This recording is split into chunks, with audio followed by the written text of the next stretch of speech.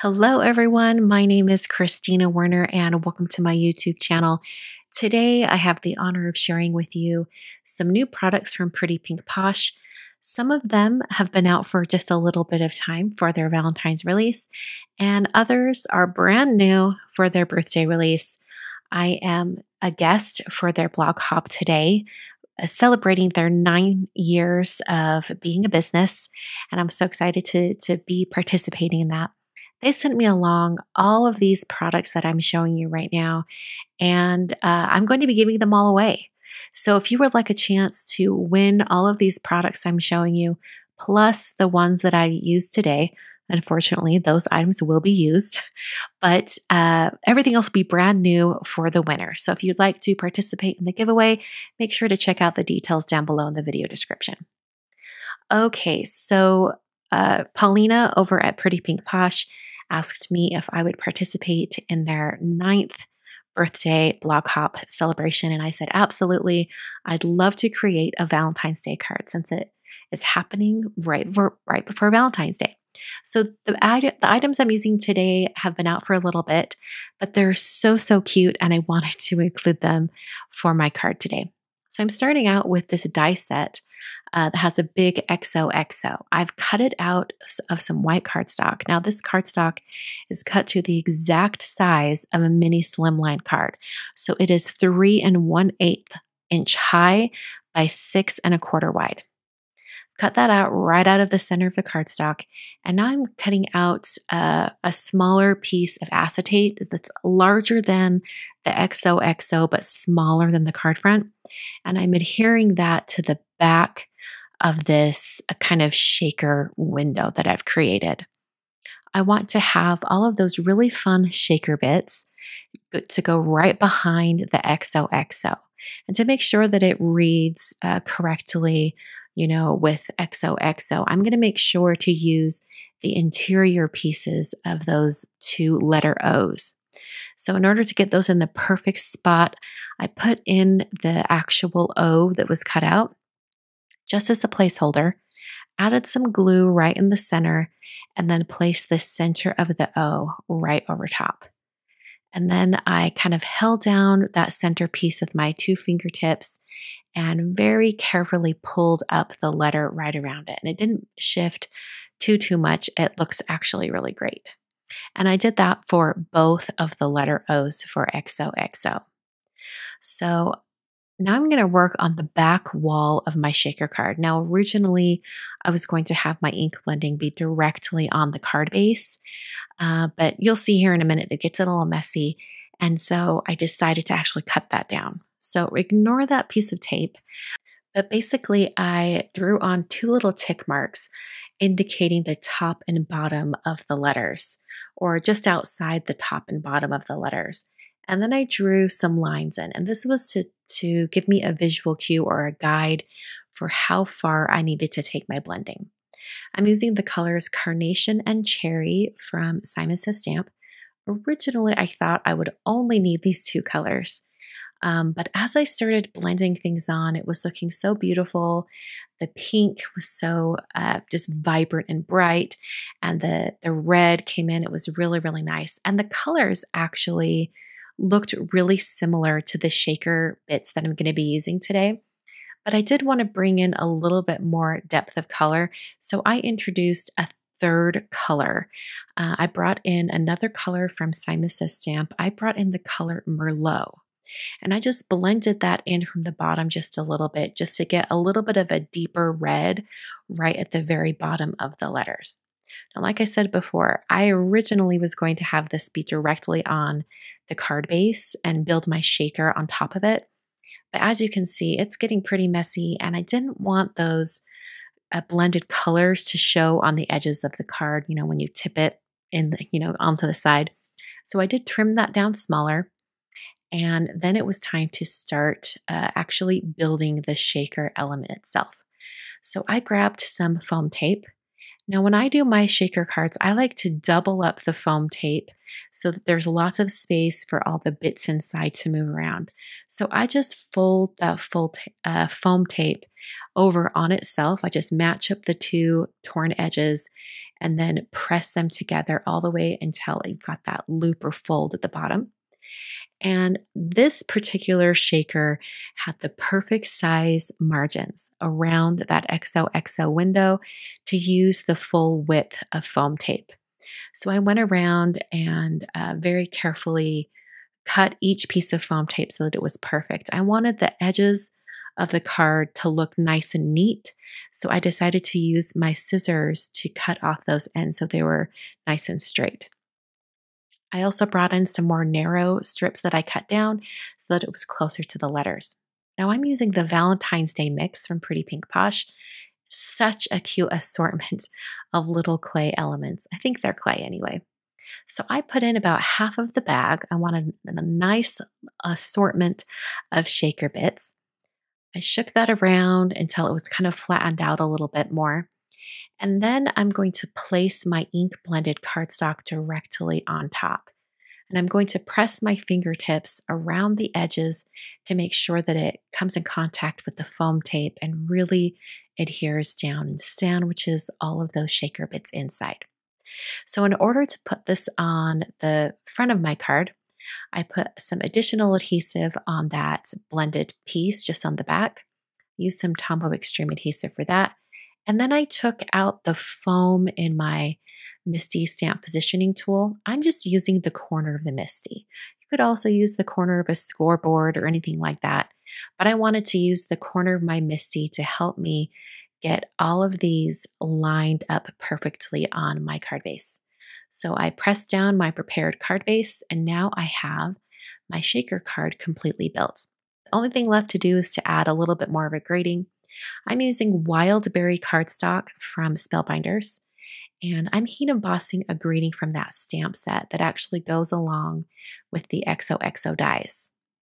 I've stamped the Happy Valentine's Day in Versamark ink and then applied some gold embossing powder. This is gilded embossing powder from Burtis Monroe. It's one of my favorite gold embossing powders. I heat set that until it was smooth and melted, and then used a T-square ruler from Simon and a craft knife to trim this out so it's a nice and narrow strip. Put some glue on the back of my grading and then adhered that directly to my card. Now, I didn't want my card to get even thicker than it already is.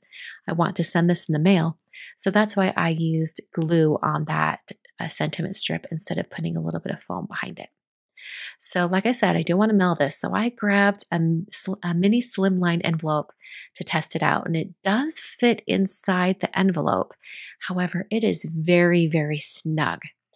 And I'm glad I tested this and pulled it out because I struggled getting this card out of the envelope. So I knew it would be a struggle for the recipient. So instead of using an already prepared envelope, I decided to create a DIY envelope.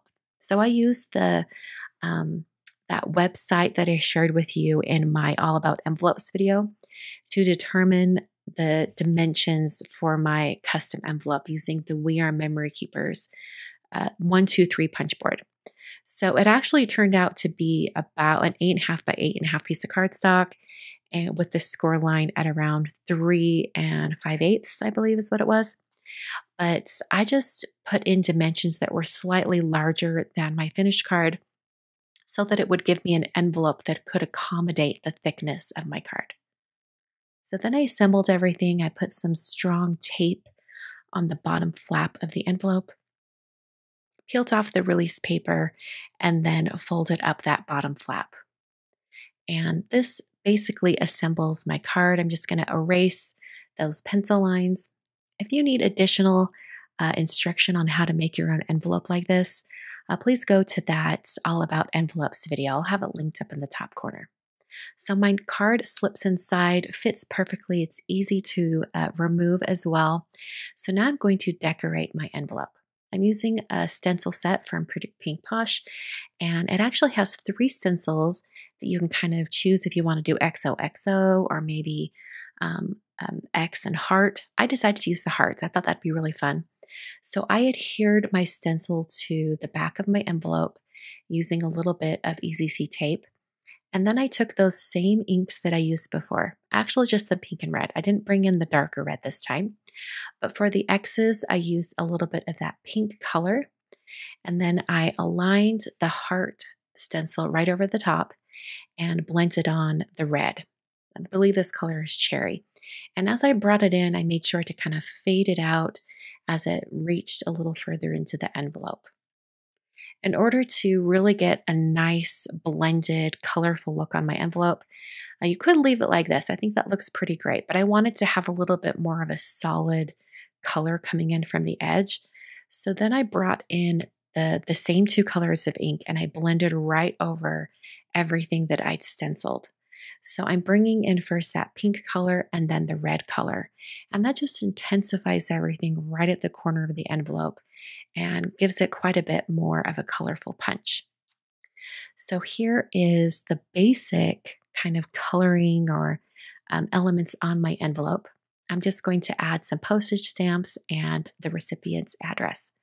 Before I get to the postage stamps, I'm going to determine how much postage I need. So I'm assembling everything all together. I'm putting my card inside my envelope, and then I'm testing it using my 1-inch template to make sure it's not too thick to go through the mail. And it's definitely not too thick. It slides right through. And then I used a postage scale to weigh it. And it comes out to 1.2 ounces. So it is over the 1 ounce limit. So using my handy dandy postage calculator PDF, I now know that I need to add an additional 24 cents to my postage. In total, I need 87 cents for this envelope to reach its recipient in South Carolina. So I am actually putting on quite a bit more postage than I need.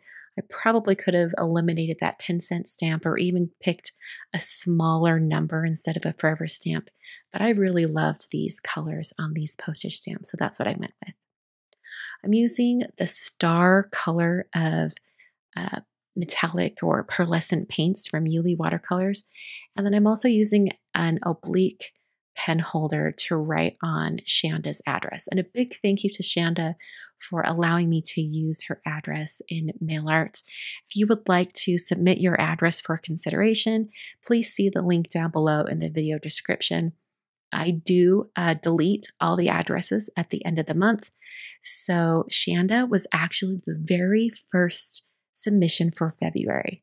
So I decided to use her address today for an envelope. So big thank you to Shanda for allowing me to use your address. So I'm just writing on Shanda's name and address. I decided to do really simple cap letters or capital letters, uppercase letters for her street address and also the zip code, just keeping it really, really simple. And I decided to also do my return address in that very, very same, or the same very, very simple style. So just all capital letters, putting my address on. Now, when I do envelopes like this, I'm very conscious of the fact that I want to make sure that the address is completely legible. It's not too crazy, kind of all over the place, because I want to make it as easy as possible for the post office to deliver this envelope. And sometimes when you do mailer, it can get really, really crazy and colorful, and you're almost looking for the address. Most of the time, the post office will figure that out, but it might just take a little bit longer to be delivered. So I like to keep mine fairly simple when I put together all of these envelopes. Okay, so I've got my address on the back. Now I used not waterproof ink and not waterproof watercolor for my writing. So I'm going to make this a little bit more water resistant by using some Tim Holtz Distress Microglaze. And this just adds like a coating over the top of everywhere it's applied and gives it just a little bit more water resistance so that if it does come into contact with moisture, it won't smear or smudge. Now, like I've said in the past, it's not going to save the envelope if it's dropped in a bucket of water. That will disintegrate any cardstock or paper. But if there's a little bit of rain or it comes to contact with something that's wet, this gives it a little bit of a better shot. So I applied that using a mini round blending tool and then used a clean paper towel to buff that into the cardstock.